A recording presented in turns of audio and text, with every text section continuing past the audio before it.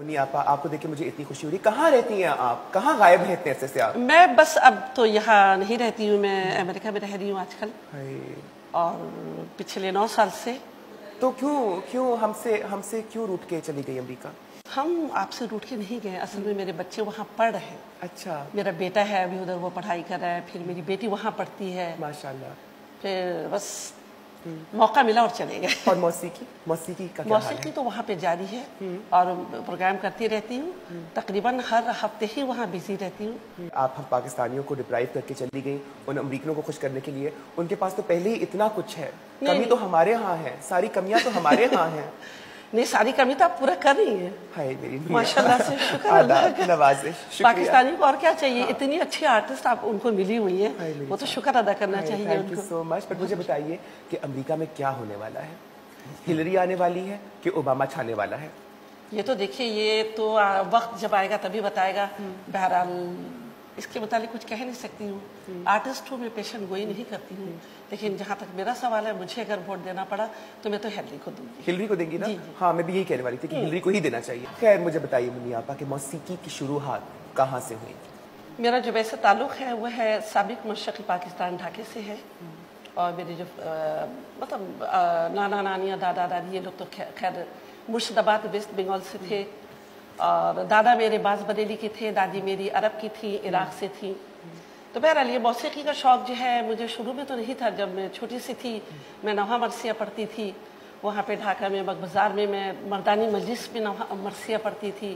वहीं से मेरा ये शौक़ परवान चढ़ा, और फिर जब मैं स्कूल में गई तो स्कूल में मैं एक म्यूज़िक का क्लास होता था, वो क्लास मैंने ज्वाइन किया और मैंने उसमें सीखना शुरू किया। फिर वहाँ पे ऐसा होता था ना कि ईस्ट पाकिस्तान एजुकेशन वीक मनाया जाता था हर साल ढाका कॉलेज में। तो जितने भी ईस्ट पाकिस्तान के जितने भी बच्चे जो पढ़ाई में या बोलने में जिस चीज़ पे भी माहिर होते थे, उनका सब वहाँ पे कंपटीशन होता था, उनको प्राइज़ मिलती थी। तो मैंने अपने शाहीन स्कूल में जहाँ मैं पढ़ती थी, मैंने अपने स्कूल के प्रिंसिपल से कहा था कि सर मैं भी इनमें हिस्सा लेना चाहती हूँ। कहने का अच्छा तुम किस किस चीज़ में हिस्सा लोगे? मैंने कहा सर मैं भाटियाली गाना सुनाऊंगी और गज़ल गाऊंगी और नात पढ़ूंगी। तो ये तीनों चीज़ों में मैंने हिस्सा लिया। उस वक्त मैं 7-8 साल की थी और मैं तीनों चीज़ में ही फर्स्ट आई।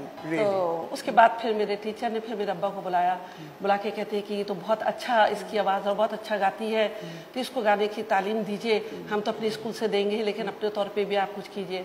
तो थोड़ा से मतलब फैमिली का वो होता है ना कि अब्बा कहते थे नहीं हम लोग सैयद हैं और अच्छा नहीं लगेगा फला। तो उन्होंने कहा कि नहीं, ज़रूरी नहीं कि ये गुलकारा बने, ये टीचर भी बन सकती है।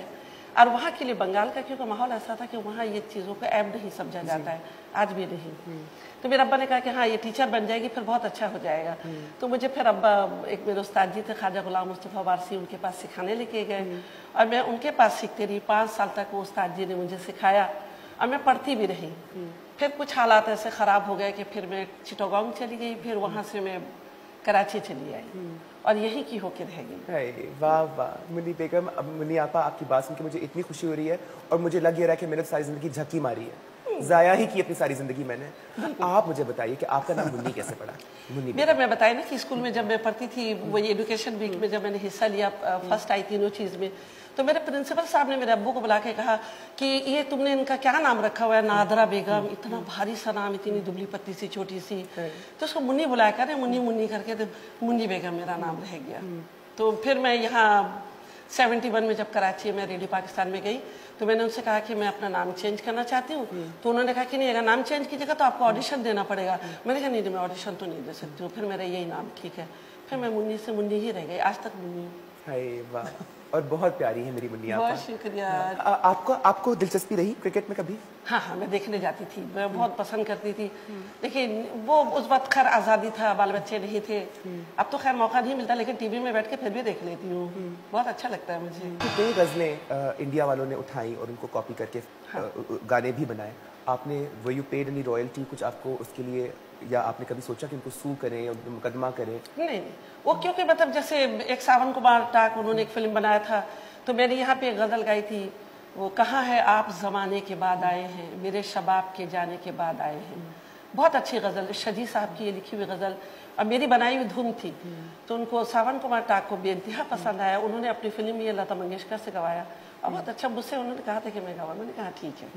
तो मुझे कभी कोई एतराज़ नहीं हुआ इस बात पे, बल्कि मेरे लिए खुशी की बात थी कि इतनी बड़ी फनकारा और मेरे कंपोजिशन को गाएंगी। अगर मैं वैसे जाके चाहूँगी तो कभी भी नहीं ऐसा हो सकता था। मुन्नी आपा, आपका बहुत आना जाना रहा हिंदुस्तान में, आपने हिंदुस्तानियों को कैसे पाया और कैसा रिस्पांस रहा हिंदुस्तानियों का आपकी तरफ? बहुत अच्छा, बहुत पसंद करते हैं। और मेरे ख्याल में मैं पाकिस्तान की वाहिद वो फनकारा हूँ कि उनके 4 वज़ीर आज़म या प्रेसिडेंट के सामने मैं गा चुकी हूँ। 92 में मैं जब गई थी तो उस वक्त नजमा हिप्तुल्ला जो हैं उनके घर पे प्रोग्राम हुआ था, तो उस पर नरसिम्हा राव थे, अटल बिहारी वाजपेयी साहब थे और मेरे ख्याल में चंद्रशेखर जी थे। तो ये लोग थे कि कोई एक बन के गए थे, कोई बने हुए थे, कोई बनने वाले थे। और अभी भी 2 साल पहले हम चंडीगढ़ में प्रोग्राम करके आए जहाँ पे सोनिया गांधी जी थी और बहुत सारे उनके वीआईपीज थे। और वो प्रोग्राम हुआ था भूपिंदर सिंह हुड्डा जो वहाँ के वजीर आला है, उनके घर में हुआ था। तो फिर वो दोबारा मुझे बुलाए और उनको बेइंतहा पसंद आया। हर साल मुझे बुलाते हैं। माशाल्लाह। कितने बच्चे हैं? मेरे 3 बच्चे हैं, 2 बेटी है, 1 बेटा है मेरा। मेरी एक बेटी अभी अमेरिका में है, एक अभी लाहौर में है, उसका नाम है मुनीबा। वो बेइंतहा आपका प्रोग्राम पसंद करती है। अच्छा। उसकी ख्वाहिश थी कि अम्मा आप बेगम नवाजिश अली के प्रोग्राम पे जरूर जाइएगा। तो मैं मुनीबा से कहती थी, मैंने कहा कि अगर मुझे बुलाएंगे मैं जरूर जाऊंगी। और ये मेरी आज खुशनसीबी है कि मैं आज आपके सामने बैठी हूँ। मेरी जान, और हम बिल्कुल हम तो इस तरह मिली जैसे बिछड़ी हुई 2 बहनें मिलती हैं। और मुनीबा, आज से मैं तुम्हारी मासी हूँ, तुम्हारी खाला, नाजी खाला। नहीं बहन। बहन क्यों? आई एम मच ओल्डर जान। नहीं। हाय, मुनीबा तो मेरी बच्चियों की तरह होगी। आपको बच्चे बनाने का बहुत शौक है ना? है नहीं ना, अगर अपने होते तो शायद बनाने का शौक ना होता। खैर अगर ये बात है तो फिर चले आपके बच्चे।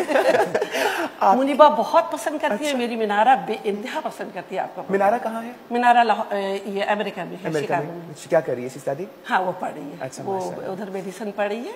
तो इंशाल्लाह कभी ऐसा आपका प्रोग्राम अभी होगा तो मैं अपने सब बच्चों को लेके आऊंगी, अपनी दोनों बेटी और बेटे को लेके आऊंगी। बेटा मेरा भी छोटा हाई स्कूल में पढ़ रहा है। अच्छा, मैंने सुना कि आपको खाने बनाने का बहुत शौक है और मैंने सुना कि आप बड़े उम्दा खाने बनाती हैं, है ना? तो ये शौक और ये टैलेंट कहाँ से आया?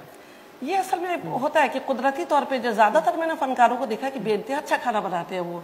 अच्छा, मुझे वैसे भी मतलब जैसे मैं कोई भी चीज खाऊं, मैं खा के मुझे पता चल जाता है कि इस पे क्या क्या चीज डला है। एक वो होता है ना छठी सब बता देता है, फिर घर में आके बना के वैसे सबको बुला के बता देती हूँ कि देख लो, मैं भूल नहीं जाऊँ, सीख लो। फिर वो सीख के कहती बाजी बहुत मजेदार था, और फिर खाते हैं, पसंद करते। और अब वो घड़ी आ गई जिसका आप सबको और हमें भी शिद्दत से इंतजार था।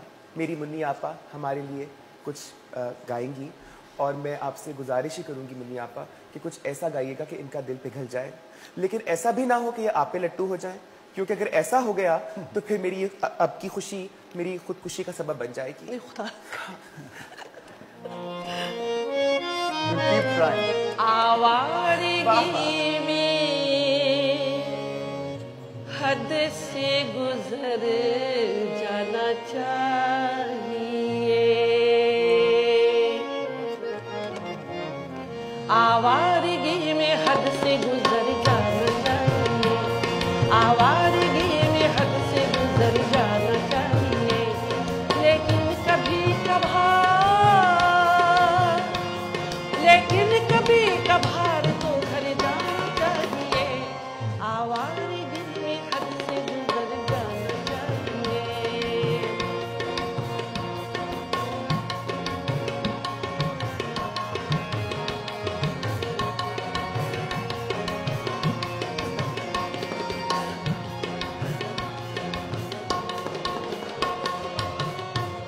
उस बुत से इश्क कीजिए लेकिन कुछ इस तरह,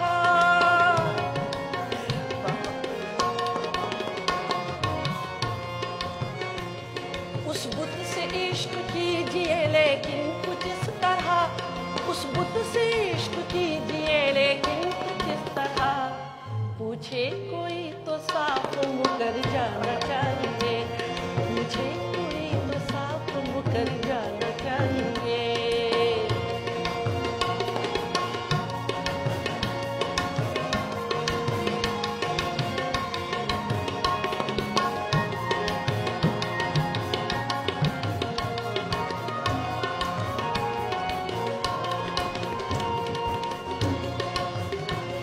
अफसोस अपने घर का पता हमसे खो गया,